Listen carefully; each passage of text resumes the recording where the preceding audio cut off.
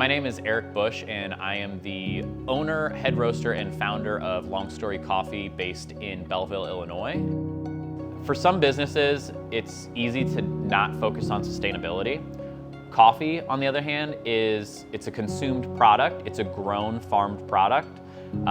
We all know what's happening with our climate, and we see it every day in the news.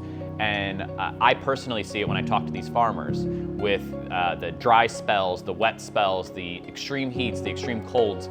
They're hurting our coffee farms. And there's talks of, if 40, 50 years from now, are they even going to be able to grow coffee on a global scale to provide for everybody that consumes it? And the only way that we can change that and make sure that it's available for everyone is by doing something now. The best time to start was yesterday. The second best time to start is now. And to make sure that we are providing a sustainable future so that coffee can actually stick around and our kids and our grandchildren have access to this wonderful, wonderful beverage that we all love, is to make sure that we are sustainable and we are promoting a better future, not only for the coffee farms, but for the wildlife that lives on those farms and the other flora that's provided on those farms. So actually this whole thing started from whenever I was in Colombia, South America, going on an origin trip where I was looking to start sourcing coffee from the source. And we went to a seminar called the PRF, the Producer Roasters Farmers Seminar. What it does is it brings together farmers, producers. Producers are the ones that handle the coffee after it leaves the farm, and then roasters to make a deeper connection. And they do talks for all three of us on basically what's going on in the coffee world. And one of the people that were there in Colombia at the talks was Laura from the Smithsonian Institution.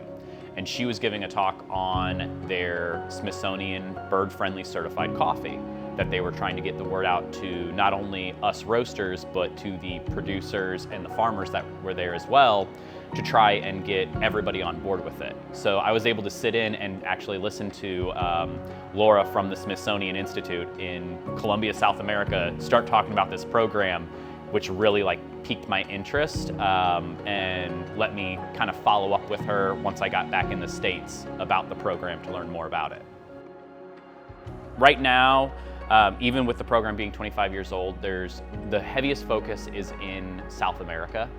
It's obviously the easiest place for the Smithsonian to send people from Washington, D.C. to South America versus Africa and Asia. But they've actually started to take these practices that they learned in South America and try and implement them over in Rwanda, Kenya, Ethiopia, Indonesia. So they're trying to see, it's different the way that coffee is grown, but it's still the same plant.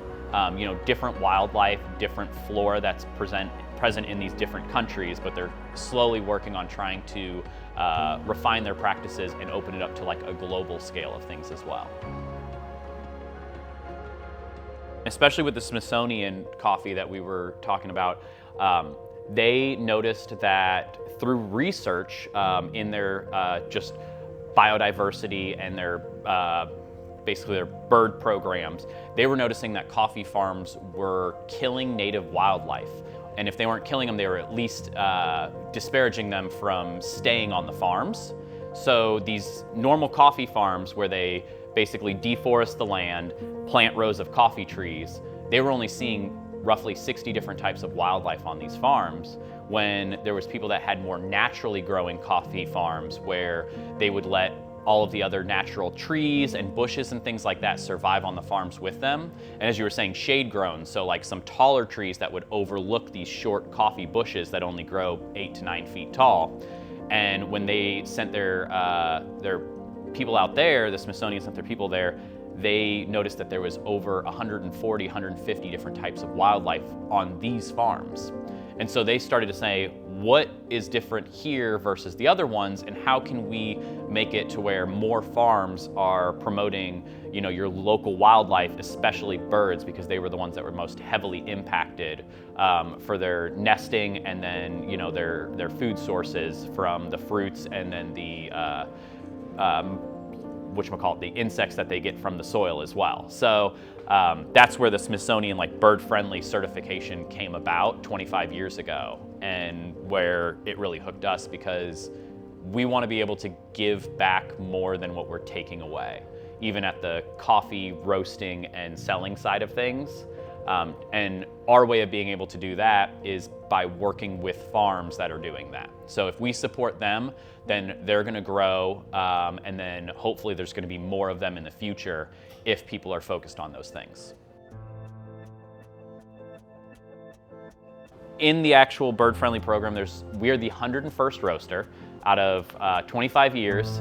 And out of those 101 roasters, that's globally, all around the world. And we are the only ones that are kind of centrally located in the Midwest, the newest one to their program.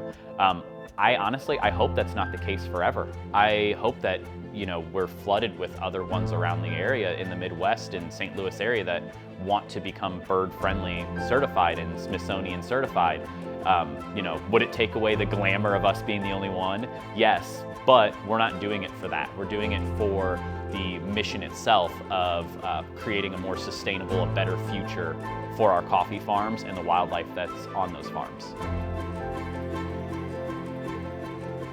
We can only do this if our consumers are open to it. So, we want to get the word out to people that, we're offering these types of coffees that are bird-friendly, they're organic, they're sustainable. And when our customers pick it up, that lets us continue these projects. And getting the word out is the biggest part for us, because some people pick up coffee and they don't even know. They don't read the label all the way, and they're just by chance supporting, bird-friendly initiatives around the world. But actually teaching them that, it's a story, people really connect to stories, and they really connect to sustainability messages and global efforts. And so educating those people, hopefully it will have them tell the story to somebody else about the cup of coffee that they bought or the bag of coffee they bought, to then share with more people to help us grow this project even more. So for the future of sustainability for LongStory Coffee, it's obviously something we want to grow. So we want to be more independently sustainable here at our location, whether that's finding ways to implement solar into our facility to be able to power our things with solar, to looking at the materials that we use, the consumables that get thrown out, bringing in more items that are recyclable, finding ways for things to be compostable. That's bigger for us. And then on a global scale, we're working more on direct trade with our farmers. We'll be going to Honduras in March to visit more farms out there to make more direct connections.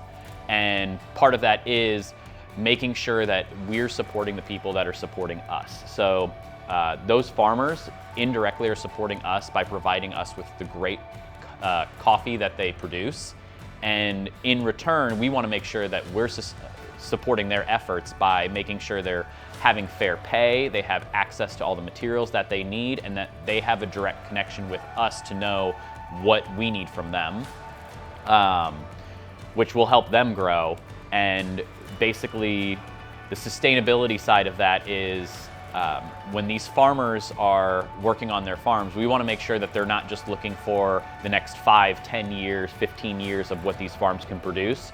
We want to make sure that their farms are able to be sustainable and renewable, and that these farms can last for generations in their families, and that the land that they're using for it, they're giving back more than they're taking away from it. And so our goal for sustainability is to work with more farms that are giving more than they're taking away from the land that they're using.